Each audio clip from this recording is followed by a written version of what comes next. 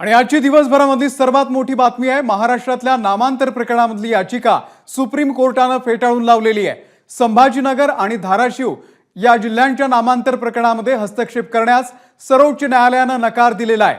नाव देण्याचा आणि बदलण्याचा अधिकार कायद्याने दिलेले आहे। सर्वोच्च न्यायालयाने हे निरीक्षण नोंदवलेलं आहे। नाव बदललं की नाही, लोक समर्थनार्थ आहे की विरोधात असणारच आहेत, असं सुप्रीम कोर्टाने आता निरीक्षण नोंदवलेलं आहे। सोमेश कोलगे आपल्याला अपडेट देतील। सोमेश, काय झालं कोर्टात?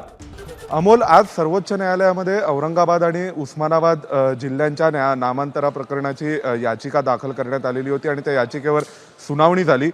सुरुवातीला आपल्याला सर्वांना माहिती आहे की उच्च न्यायालयाने या दोन्ही नामांतर प्रकरणाच्या याचिकेत हस्तक्षेप करण्यास नकार दिला होता आणि उच्च न्यायालयाच्या निर्णयाला आव्हान हे सर्वोच्च न्यायालयात देण्यात आलं। त्यावेळी याचिकाकर्त्यांनी अलाहाबाद प्रयागराजचा उल्लेख केला की अलाहाबादमध्ये सुद्धा अशा प्रकारे नामांतर करण्यात आलं आणि त्याविषयीची याचिका याच कोर्टात प्रलंबित आहे।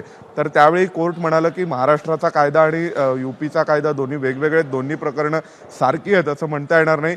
आणि त्यांनी याचिकाकर्त्यांनी पुन्हा एकदा सांगण्याचा प्रयत्न केला की सूचना आणि हरकती मागवण्याची एक प्रोसिजर ही कायद्यामध्ये आहे आणि त्यामुळे त्या अंतर्गत प्रोसेस झालेली नाही आहे। धाराशिव आणि छत्रपती संभाजीनगर या जिल्ह्याचं नाव बदलण्याच्या वेळी तर ही प्रोसेस झालेली नाही असं म्हटल्यानंतर सुप्रीम कोर्ट म्हणालं की कायद्याच्या अंतर्गत अधिकार हे सरकारला आहेत।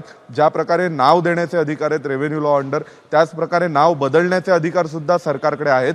तर तुम्ही त्या ऑथॉरिटीला कसं चॅलेंज कराल? मग त्यावेळी ते म्हणाले की त्यांनी पुन्हा एकदा सांगण्याचा प्रयत्न केला की प्रोसेस झालेली नाही आहे। यापूर्वी सर्वोच्च न्यायालयाने 1995-96 साली अशा स्वरूपाची याचिका एंटरटेन केली होती, त्यावर सुनावणी घेतली होती। तर त्यानंतर सुप्रीम कोर्ट म्हणालं की तुम्हाला हायकोर्टाच्या आदेशामध्ये कायदेशीर त्रुटी कोणत्या आहेत त्या दाखवाव्या लागतील। तर त्या दाखवता आल्या नाहीत याचिकाकर्त्यांच्या वकिलांना आणि मग शेवटी सुप्रीम कोर्टाने असं निरीक्षण नोंदवलं की ज्यावेळी नावं बदलली जातात तेव्हा काही लोक त्याच्या समर्थनार्थ आणि काही लोक त्याच्या विरोधात कायम असणारच आहेत, पण म्हणून त्या आधारावर कोर्टाने त्या प्रकरणात हस्तक्षेप करावा का यावर विचार केला पाहिजे आणि म्हणून मग कोर्टाने आज हस्तक्षेप करण्यास नकार दिलेला आहे। सुप्रीम कोर्टाने याचिका फेटाळलेली आहे। धाराशिव आणि छत्रपती संभाजीनगर या जिल्ह्यांचं नाव आता तेच कायम राहणार आहे जे सरकारने बदललेलं आहे। त्यामुळे पुन्हा एकदा ते औरंगाबाद किंवा उस्मानाबाद केलं जावं किंवा सरकारच्या निर्णयावर स्थगिती द्यावी ही जी मागणी होती याचिकाकर्त्यांची ती सुद्धा फेटाळली गेली आहे।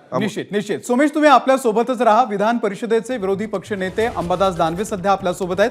अंबादास दानवेजी, संभाजीनगर आणि धाराशिव नामांतर प्रकरणामध्ये हस्तक्षेप करण्यास सर्वोच्च न्यायालयाने नकार दिलेला आहे।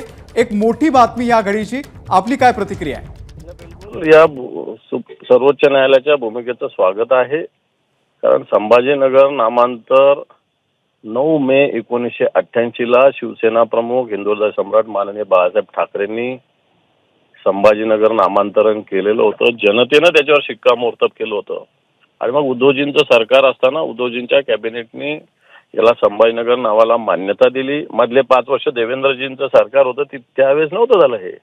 ज्यावेळेस उद्धवजींचं सरकार होतं त्यावेळेस मान्यता मिळाली आणि नंतर या आलेल्या सरकारने त्याच्यात एक छत्रपती शब्द ऍड करून छत्रपती संभाजीनगर केलं। मला असं वाटतं जे काही झालेलं असेल त्यात या सुप्रीम कोर्टाच्या भूमिकेचं निश्चित स्वागत आहे। शिवसेना प्रमुखाची जी भूमिका होती तिचा हा विजय आहे। निश्चित धन्यवाद अंबादास दानवेजी, आपण या संदर्भात सविस्तर प्रतिक्रिया दिली त्याबद्दल। तर नामांतराच्या या निर्णयासंदर्भात अंबादास दानवे यांनी सुद्धा समाधान व्यक्त केलेले आहे आणि या निर्णयाचं स्वागत केलेलं आहे। तर धाराशिव आणि छत्रपती संभाजीनगर या 2 जिल्ह्यांच्या नामांतरासंदर्भामध्ये हस्तक्षेप करण्यास सर्वोच्च न्यायालयानं आता नकार दिलेला आहे।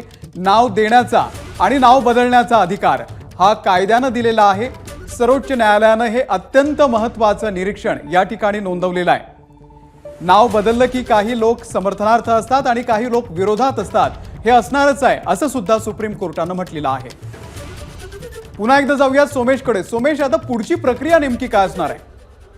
नक्कीच आता सुप्रीम कोर्टाने हायकोर्टाचं जे जजमेंट होतं ते कायम ठेवलंय आणि दुसऱ्या बाजूला एक प्रकारची इंटरिम रिलीफ मागितली गेली होती याचिकाकर्त्यांकडून की स्थगिती देण्यात यावी। म्हणजे उस्मानाबाद आणि धाराशिव उस्मानाबादचं जे धाराशिव करण्यात आलं आणि औरंगाबादचं जे छत्रपती संभाजीनगर करण्यात आलं, तर या दोन्ही नाव बदलण्याच्या निर्णयाला स्थगिती देण्यात यावी। तर ते सुद्धा अमान्य केलंय सुप्रीम कोर्टाने। पूर्ण याचिकाच फेटाळून लावली आहे. त्यामुळे आता नावं कायम उस्मानाबाद आणि छत्रपती संभाजी, उस्मानाबादचं धाराशिव आणि औरंगाबादच्या ऐवजी छत्रपती संभाजीनगर राहील हे स्पष्ट झालंय. अमोल.